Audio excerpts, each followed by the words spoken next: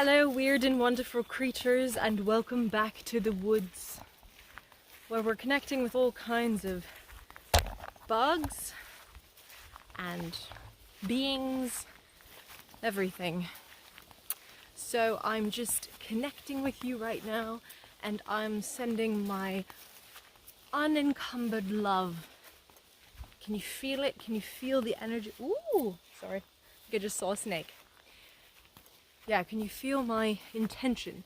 I'm setting the intention to send you positivity, power, strength, and love from the woods. It feels good to feel the heat emanating down. Isn't it crazy to think that there is just this ball of fire just floating in the abyss, scorching this tiny little speck? And we're like this little bacteria that's growing, and yet we have like consciousness and everything. We feel so grand, we feel so important, and maybe we are. But it's like this beautiful dream that we get to be a part of. That's life. It's a dream, and we get to choose whether or not we would like to be awake in it or asleep. Do you want to live someone else's dream? Like, that's the thing I'm realizing. I find sometimes when you're sleeping, you're often thrust into all these situations and you're like, I wouldn't choose to dream this. I wouldn't choose to go back to school or to be chased by a dinosaur or, horrible things like that. You'd maybe choose to live a dream, something that feels entirely sacred to you. Whether it's swimming in an infinite sea of dolphins, or communing with the river elves, or soaring through the galaxy. It could be anything, but it's interesting that our dreams a lot of the time are limited to such silly, mundane things like, oh, I forgot to finish my essay. It's atrocious. That's it though. Our minds, since we're children, are just taken and warped and crafted for the benefit of whoever's in charge, which I think we're still unsure of. Maybe no one's in charge. Maybe that's why this world is such a shit show. So this particular transmission from the forest to you today is about crafting and manifesting your dreams. Because I try to dabble in it whenever I chat out here, and I always forget. I always get lost in the programming of the humans and the systems that seek to control us. And it's taken me years to be able to just come out here and commune with the forest spirits. I remember back in the day, I spent every day just craving to be out in the woods. And I know I mentioned in another video that I would have done anything. I was tempted to just ditch the office in my work clothes and just live in the forest.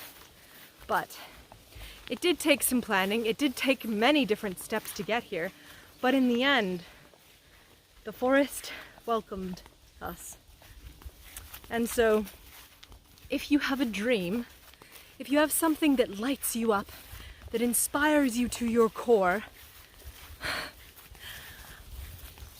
oh, there's a dog, then I want you to envision it in your mind's eye. Envision that life. We spend so much of our lives thinking about what we don't want. We forget about what it is that we do want. And even though our imaginations can craft and create any reality we desire, so much of the time we forget to use our imaginations. We just see things take place in the physical reality and we copy them, we mirror them, right? If you'll notice, like, that's kind of what society has become. We become just this repetitive patterns. You'll notice maybe friends, family, just repeating certain things that they've already heard. And that's not really where intelligence comes from, or wisdom. Wisdom can often be found from within, in the silence, in those quiet moments where it's just you, alone, in the silence.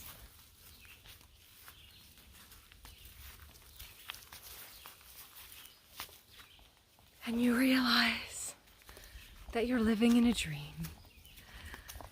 And you try to maintain that because you don't want to live in a nightmare. You don't want to be waking up in someone else's nightmare, someone else's dream. And I feel like for a lot of us beings, we tend to get trapped in other people's visions of what they believe they're meant to do. And that is where we need to shift. So for example, if you were told by your family that you need to have a job in the medicine field or become a lawyer or something like that, and I'm not saying that those aren't important things, they are, if you feel called to doing that. But if you feel a pressure, if you don't feel like that's your soul's calling, your heart's joy, then by all means look for something else. So it's that ability to connect with our being and ask, what is it that my being truly craves? What is it that my being needs from this dream that we're living in? Because we do have the ability to shift it. We have the ability to craft and create whatever we like. So our mission is to overcome the programming that's been given to us by society, by our parents, all those things that say that you have to do such and such and such. So let's see. I wanted to live in a reality where I could dress up like a weird woodland creature and just walk through the forest and commune with other beings through this magical device here. And so I did. That was the goal. To try and spread some sort of wisdom, some sort of thought that could expand and grow and and evolve. Look at me, I'm a tree. You must notice in your life that you feel called to certain things, called to certain places, called to certain people, and then when that's completed, you feel called to another thing, right? That's what we do in this life. We shift, we create, we move, right? We don't want to stay stagnant in one place for too long, because then we start living someone else's dream. And that's not our soul's purpose. Our soul's purpose is to craft our own road, our own path in this reality. I notice sometimes I've taken a few different psychedelic experiences in life, whether that was incidental. I was crushed by a tree, so I did have a lot of hallucinations that were happening when my brain was smashed in, but what I came to notice was that our brains become hardwired. They become programmed, especially when we do certain things repetitively. And so it creates these kind of caverns in our mind. Like, think of the Grand Canyon, right? That's such a deep crevice. How on earth do you get out of something like that? How do you move out of something so deeply entrenched in you? And what I found psychedelics can do is that they lift you out of that cavern, and they allow you to see the landscape of your mind, the landscape of what makes you, basically. And so you might realize, wait a minute, I've been in you don't even realize that you're living these same patterns again and again and again, patterns that were left down to you by maybe something that was hundreds of years old. Let's think about religion, for example. And I'm not going to diss religion, but I do have something to say with regards to the way that it manipulates our brains. And it starts us at a young age. Religion has this brilliant way about it where it says, this is what you need to do in order to get into heaven, in order to live a good life. And if you don't do these things, you will be punished. And for some religions, they believe, okay, I'm stuck. They believe that you will be punished in eternal fire. That's a great way to convince someone to do something. If they don't do it, they're going to burn to death in a ring of fire. Yeah. I think it's important to instill joy and instill beauty and love. Pull us towards that. Pull us towards encouraging us to create a life that is beauty and that is filled with love and not... instill this terror inside us that says, well, if you masturbate, you have to confess. Masturbation is completely one of the most natural biological things that we can do as human beings. And a lot of religions say that, no, you can't do that. It's a sin. Oh, and that's the thing too, to say that we are born sinners. Oh my God. A baby born a sinner. It's just this innocent creature that's getting ready to have its mind grown and painted. And we tell it from the moment that it starts to be that it has already failed, that it has already done wrong, that it is bad.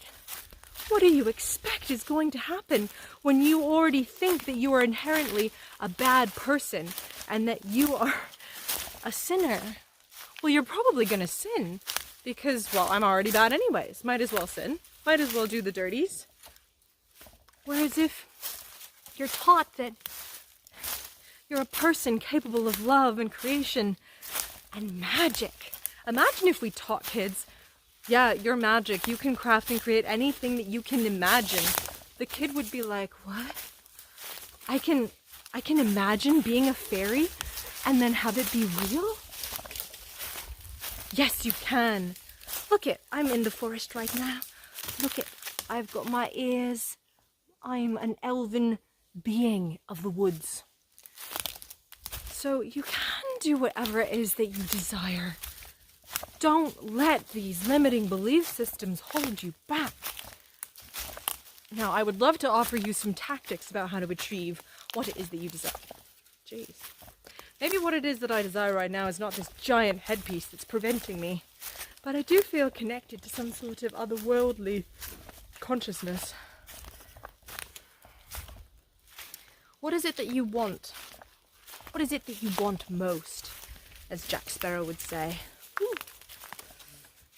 I know that for the longest time, I just wanted freedom. And I still want it to this day. And I still have this belief system that my freedom is reliant on money. Because that's just such a deeply entrenched belief system that if I want food, if I want shelter, if I want to buy a car and move around in this reality, I need money. I do. And everyone would probably agree with me and say, yeah, what are you going to do? You can't live without money. And I have yet to shift that belief system entirely. Currently, I'm working on manifesting money. And that's the thing with dreams. That's the thing with things that you desire and that you want. It's kind of a paradox, because if you want the thing, you're actually going to push it farther and farther away. It's that need for that thing that's actually pushing it farther out of your reach. So when you surrender and embody that energy of having the thing, then you're already connected to it. You're already in that space. And it really helps. So say, for example, you want to be some sort of wealthy being who has like a private island or something. Well, who is that being? What would it be like to have your own private island? How would you feel? What is it that you would do? Would you do the exact same thing that you're doing on an everyday basis? Or would you wake up with a completely different set of thought patterns? That's the thing. I feel like a lot of wealthy people, a lot of them are born into wealth. And so they naturally just have the belief that maybe they deserve it, they were raised with it, and so it's just a natural pattern in their mind that would repeat for them. Whereas some people who are born into poverty, that's the pattern that repeats. I was poor, my parents were poor, their parents before them were poor, so naturally I would be poor. And some people have the belief system that, no, I can craft and create anything, especially people who have come from real poverty, where they have nothing, barely enough to survive off of. It almost allows them to shift their reality, because nothing makes sense anymore. When you're at the end of the rope and you barely know who you are and what you are and what's possible. Like you feel like everything that you touch is just complete mess. You start to realize that you need to shift your belief systems, otherwise you'll die, right? So some people are put into that particular reality, and it really does encourage them to shift. I think about people like Jim Carrey, who were so poor, but they had this belief that they could manifest $1 million. And so he put this check in his wallet that said that, he'd gotten $1 million. And within, I think, a couple years or a year even, he was making a film that was giving him that amount of money. So he believed it, right? That's the thing. He believed it. So you really have to believe it. There can't be a doubt in your mind. And if there is, look at the doubt and say, what on earth are you doing here? How did you get here? Why are you here? And why do I have this doubt? Why do I need to have it? Why do I cling to it so desperately? What is it about this doubt? I'm trying to think of an example. I guess here's an example.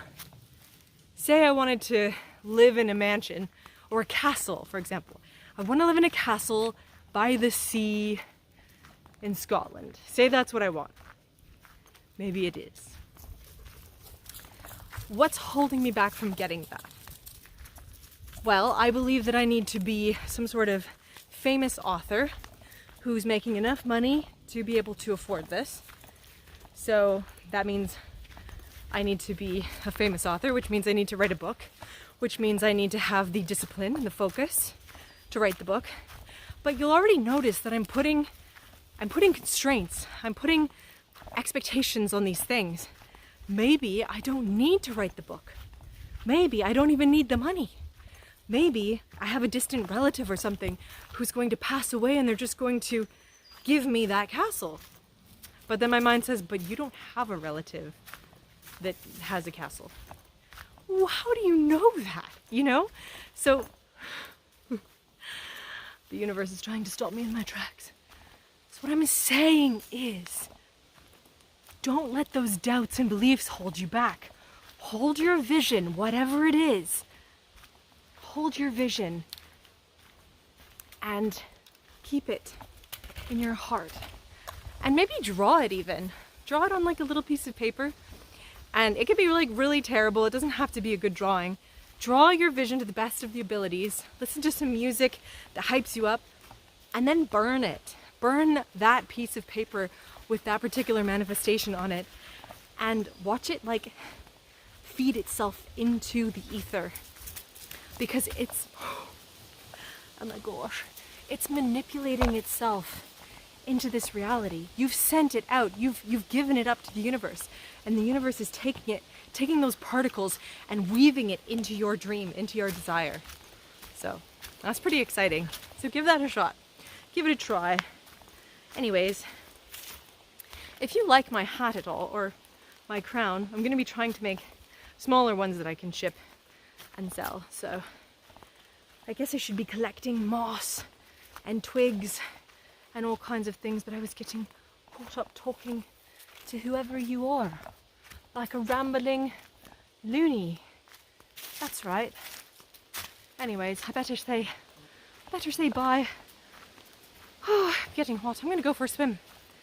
So you go and do whatever it is that you want to do. Take like 5 minutes and just, whether it's like closing your eyes and listening to a really good song, or going to get another cup of coffee or a drink, or just being outside in the sun, whatever it is, I command you to do it.